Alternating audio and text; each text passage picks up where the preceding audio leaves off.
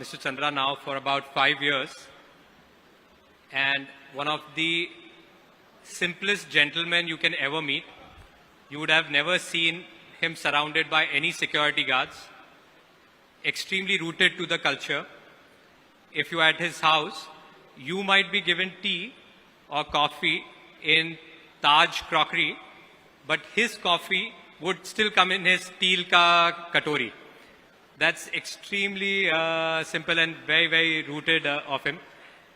Mr. Chandra, I actually wanted to understand what were the initial days of yours when you landed in Mumbai? How did that journey begin? And if you could tell us more about your love that started with Mumbai and Maharashtra. It was in 1986 when I finished my postgraduate course in computer science.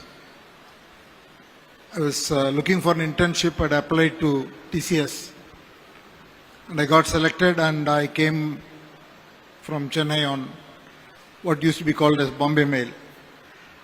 And I grew up in small town, and so when I landed in Dadar station, I was just flabbergasted.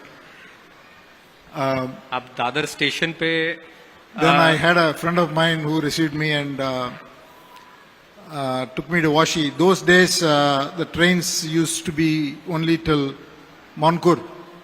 So then we lived in Vashi with another friend. And I can tell you that from there on, living in Bombay actually taught me every aspect of life. It's a city that's full of opportunities, makes you smart, makes you handle situations, and very kind people. So that's how I started. I'm directly going to get into the point, Mr. Chandra. There is, a large, today Tata Group owns 4 airlines. There's Air India, there's Air India Express, Air Asia, and Vistara. Is there any plan of consolidation of the brands, or do you plan to keep them separate? See, essentially we want to have a very, very strong airline. I've already said that Air India is a dream of Indians, and it will always be India's airline. And airlines of Indians, and we will definitely have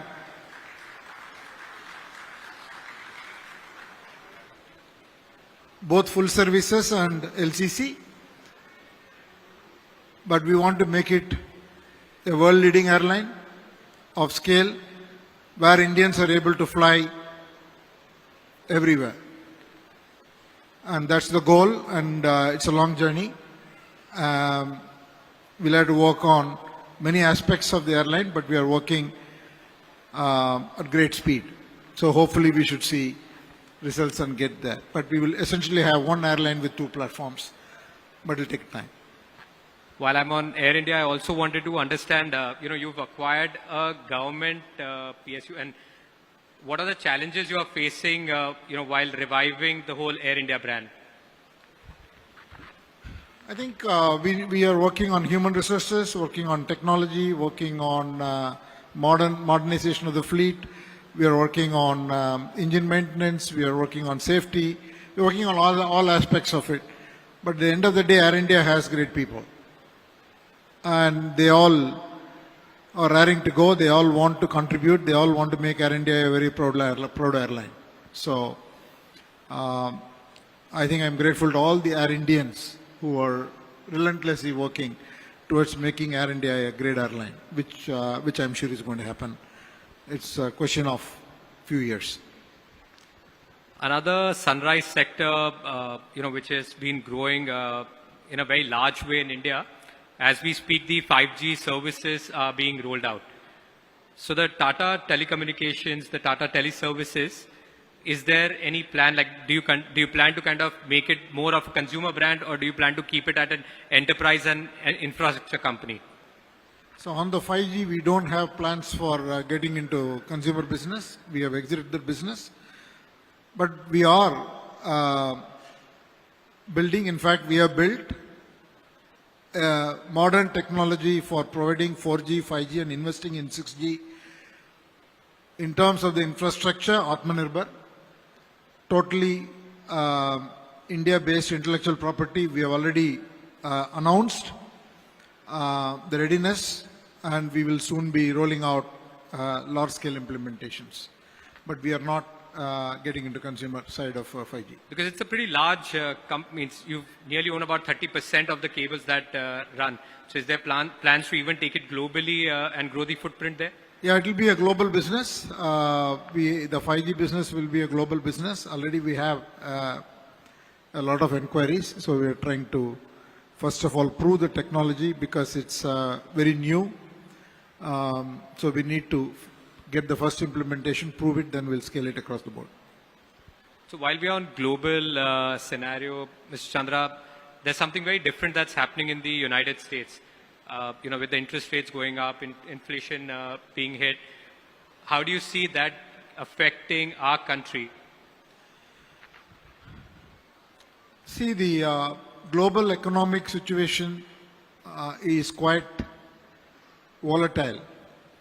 Whether it is US, whether it is Europe, UK, and most parts of the world are going through a high interest rate, high inflation regime, and their economic growth is going to be low. But I would say confidently, India is extremely well placed.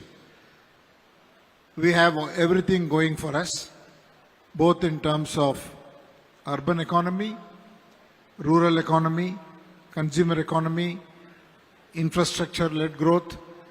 So India is going to have the best of the global markets for the next few years. So the Indian economy, of course, has been booming, but the government's also taken a stand to take the growth view and have been able to keep the interest rates in stance. Do you feel if they continue to do that, how do you see the Indian rupee has already been depreciating? How do you see the Indian rupee for the next 1 year, 2 year? So I think if I can predict the rupee, then I'll be sitting somewhere else. But the Indian rupee is only depreciating against the dollar.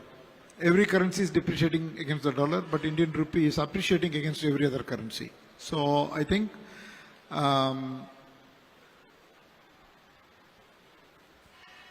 while we'll have to manage inflation, I strongly believe we have to support growth. We have tremendous growth opportunity, whether it is for India or for Maharashtra. There are tremendous opportunities. Fadnavis ji and Eknath Shinde ji are sitting there, but I know there are tremendous plans for Maharashtra's growth. I definitely see India becoming a $5 trillion economy very soon, and Maharashtra becoming a $1 trillion economy under the leadership of Eknath Shinde ji and Devendra Fadnavis ji. Since the CM is here, DCM is here, any plans of further investments in Maharashtra, Mr. Chandra? So we are in constant touch, and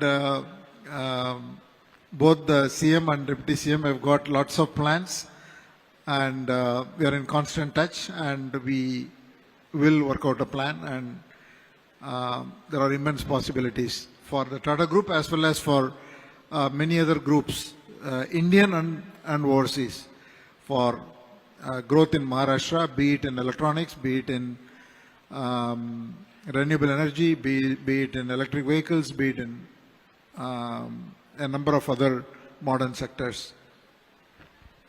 On the personal side, all three brothers, both your older brothers, have also done phenomenally well, are at CXO positions at large conglomerates.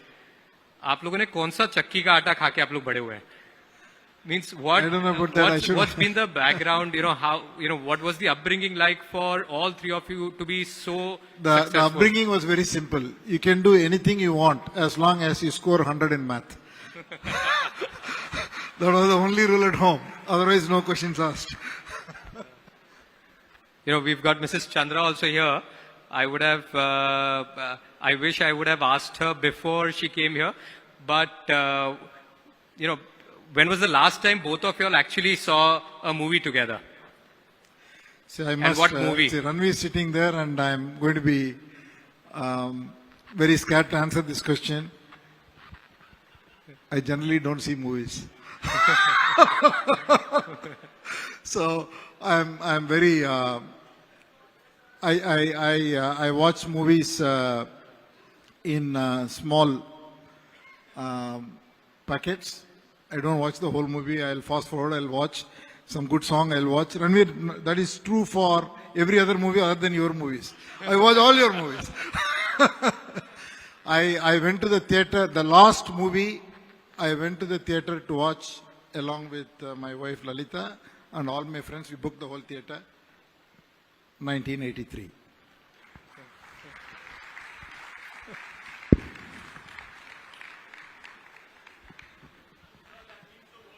Yeah, we did. We really enjoyed it. We no. So because all of us growing up heard the commentary of the 1983 match ball by ball. And in fact, in India has 1 billion cricket fanatics. I am one of them. So I can pretty much say the score, ball, stroke of every single delivery of the 1983 World Cup. That's great. And, you know, I was, my older brother's here, who's the managing director of the company, Mr. Devendra Darda, and both of us were chatting about it. And he said it must have been such a difficult thing when you took over from CEO to the chairman. There was a certain legacy, you know, you were mentioning you worked under Mr. J.R.D. Tata, then Mr. Ratan Tata. And it must have been quite a journey to take over as the chairman. But what's one of the biggest challenges you faced in the last, you know, 2017 till now, after you've taken over as the chairman of the company? I think the first thing is when you take over from such legends, you should never think you are taking over. Okay, if you think that you want to be them or you have such big shoes to fill, then you can never attempt to do your job. So you should never think that you are stepping into somebody's shoes or you are taking over from Mr. Ratan Tata or a chair that's occupied by J.R.D. Tata. It's better to look at the job, what you have to do, and then just go about doing it. And so otherwise, I think it's been a terrific journey. I think it's a great group, as he said, has phenomenal people. Most importantly, it has the love and affection of billion people. Everyone in India wants the Tata Group to succeed. And the only thing we have to constantly remind ourselves is we have got to behave and do things in such a way that we continue to keep the trust. And that's what we attempt to do, whatever we do.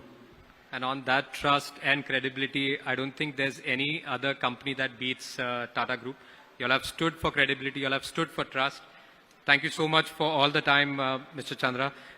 We're going to request you to stay on stage for the next award.